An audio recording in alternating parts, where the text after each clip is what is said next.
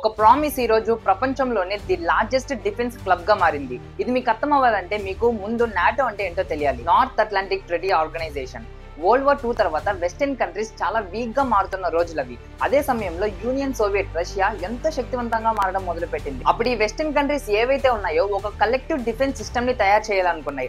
అప్పటి నుండి అంటే 1949వ సంవత్సరం నుండి మొదలైంది ఈ నాటో. ఈ డిఫెన్స్ సిస్టమ్ కోసం ఈ దేశాలన్నీ ఒక ఆర్టికల్ ను తయారు చేసుకున్నాయి. అదే ఆర్టికల్ నంబర్ 5. ఈ ఆర్టికల్ ఏం చెప్తుందంటే ఈ ఆర్గనైజేషన్ లో ఉన్న ఏ ఒక్క దేశం మీద చేయబడినా ఆ మిగిలిన అన్ని దేశాల మీద చేయబడినట్టే అని. 12 దేశాలతో మొదలైన ఈ నాటో ఇప్పుడు మొత్తం 32 దేశాలతో ఒక పెద్ద సామ్రాజ్యాన్ని ఏర్పరచుకుంది. ఇవాళ జరుగుతున్న రష్యా యుక్రెయిన్ వార్ లో కూడా ఈ నాటో కంట్రీస్ యుక్రెయిన్ కే సపోర్ట్ చేస్తున్నాయి. వెపన్స్, మనీ, ట్రైనింగ్ ఇలా ఎన్నో సప్లై చేస్తున్నాయి. అసలు యుక్రెయిన్ నాటో కంట్రీస్ లోనే లేదు. కానీ ఎందుకు ఈ వెస్టర్న్ కంట్రీస్ యుక్రెయిన్ కి సపోర్ట్ చేస్తున్నాయంటే హిస్టరీ చూసే Russia is the one of the most expansive countries in the world. Russia ఒకవేళ యుక్రెయిన్ ఆక్యుపై చేస్తే Russian defence system NATO borders కి దగ్గర అవుతుంది. అది వాళ్ళకి వాళ్ళ దేశ భద్రతకి మంచిది కాదు. అందుకనేసే యుక్రెయిన్ కు నాటో సపోర్ట్ చేస్తుంది. అసలు క్వశ్చన్ ఏంటంటే వెస్టర్న్ కంట్రీస్ ఉన్న ఈ నాటోలో మన ఇండియా జాయిన్ అవుతుందా అవ్వదా? ఇది మన నెక్స్ట్ వీడియోలో తెలుసుకుందాం.